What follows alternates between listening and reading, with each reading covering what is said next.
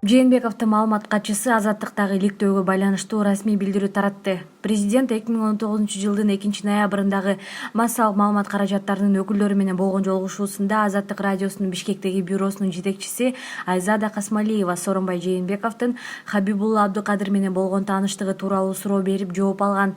Кийин бизге кененирээк комментарий берип, анда белгилегендей, Сооронбай Жээнбеков Ош облусунун губернатору болуп иштеп турган 2012-жылы Ош шаарында инвесторлорду тартуу максатында кичи жана орто бизнести өнүктүрүү деген инвестициялык форум болгон. Ага 300дөн ашык адам катышкан. Эл аралык уюмдардын өкүлдөрүнөн тышкары Орусия, Кытай, Иран, Тажикстан, Казакстан, Өзбекстан, Түштүк Кореядан расмий өкүлдөр жана ири ишкерлер келишкен. Ош облусу экономикалык гуманитардык кызматташуусун тереңдетүү максатында жакынкы өлкөлөрдүн облустары менен байланыштарды чыңдаган. Алардын катарында Кытайдын Кызыл Суу Кыргыз автономдук облусу менен достук мамиле түзгөн. Жогоруда аталган 2012-жылы өткөн инвестициялык форумга Кызыл Суу Кыргыз автономдук облусунун губернатору Фархат Турду менен чогуу Хабибулла Абдукадырдын иниси келген. Ошондо таанышкан. Форумдан кийин Сооронбай Жээнбеков ал өкү менен чогуу ошол кездеги өлкөнүн президенти Алмазбек Атамбаевдин кабыл алуусунда болушкан. Кийин 2017-жылы иниси аркылуу Атамбаев жана Жээнбековдун Абдукадыр менен жалпы таанышуусу болгон.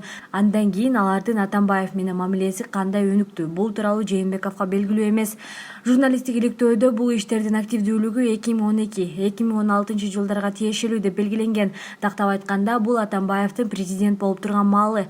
Коомчулукка белгилүү болгондой, 2018-жылдын 8-февралындагы Коопсуздук кеңешинин жыйынында Кыргыз Республикасынын президенти Сооронбай Жээнбеков укук коргоо органдарынын ишин ачык сынга алган. Иш жүзүндө жалпысынан системдүү жана иликтөөдө келтирилген схемаларды жалпы мамлекет башчысы кабыл алган эмес. Анын жыйынтыктары белгилүү. Бүгүнкү күндө Атамбаев ага коюлган 5 айып боюнча тергөөдө.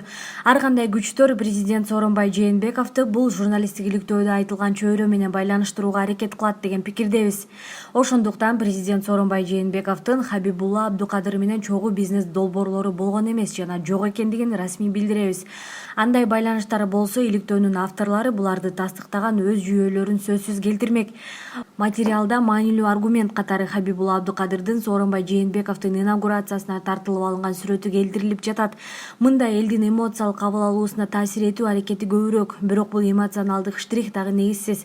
Анткени өлкөнүн шайланган президенти Сооронбай Жээнбековдун инаугурациясын уюштуруу иштери, анын ичинде чакырылгандардын тизмесин түзүү жана отургузуп жайгаштыруу маселелерин толугу менен Кыргыз Республикасынын президентинин, тактап айтканда Алмазбек Атамбаевдин аппараты тескеген. Сооронбай Жээнбековго бөлүнүп берилген орундар чектелүү болгондуктан ал туугандарын гана чакырган. Белгилүү болгондой, президент Сооронбай Жээнбеков журналисттик иликтөөлөр коомчулукка, укук коргоо органдарына жана президентке өлкөнү өнүктүрүүгө тоскоол болгон башкы көйгөй коррупция менен күрөшүүгө жардам берерин ар дайым белгилейт. Ошондуктан материалда келтирилген жагдайларга көңүл бурулат. Албетте, укук коргоо органдар материалда айтылган жүйөлөрдү эске алат. Буга чейин Кыргыз Республикасынын башкы прокуратурасы Түркиянын башкы прокуратурасына Айыркен Саймайтинин өлтүрүлүшү боюнча ишти иликтөөдө көмөк көрсөтүү өтүнүч менен кайрылган. Саймайтинин ысымы Кыргыз өлкөсү менен байланышып жаткандыктан, анын Кыргыз Республикасынын жараны эмес экендигине карабастан, кыргыз тарап анын өлтүрүлүшүн иликтөө иштерине катышат деп жазылат билдирүүдө. Искендер Матраимов иликтөөдөгү айыптоолорго жооп берди. Бажыдагы коррупциялык схемаларга байланышкан журналисттик иликтөө боюнча бир тууган Матраимовдун улуусу Искендер Матраимов жооп берди. Бул тууралуу Спутник жазып чыкты. Иниме байланыштуу айтылып жаткан айыптоолор боюнча жооп берейин. Азаттык биринчи иликтөөсүндө жасалма документтерди негиз кылып жалган маалымат таратканы далилденген. Сиздерге белгилүү болгондой, негиз кылып көрсөткөн документтер жасалма болуп чыккан. Экинчи иликтөөсүндө дагы ошондой эле каралоону уланткан. Булактарыбыз айтты, атын айткандан корукту деген мисалдарды келтирген, деди Матраимов. Ошондой эле иликтөөгө көмөктөшүп материалдарды берип турган Айыркен Саймайтиге ишенүү орунсуз экенин билдирет. Азаттыктын негизги таянган булагы алдамчылык жана мыйзамсыз иштер менен алектенген Айыркен Саймайти. Саймайтинин сөзүн бекемдеди деген маалыматтары анонимдүү кишилер.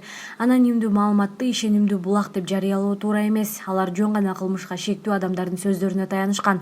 Оор кылмышка шектелген алдамчы адамдын маалыматтары менен бизди каралоо максаттуу жүрүп жатат деп белгиледи Матраимов.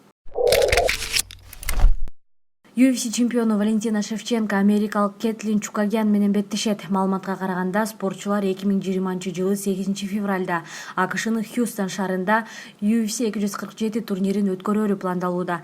Буга чейин Шевченко чемпиондук курун Джессика Айжан жана Лиз Кармуш менен болгон беттештерде коргогон. Биздин каналга жазылып, акыркы жана маанилүү жаңылыктар менен камсыз болуңуздар.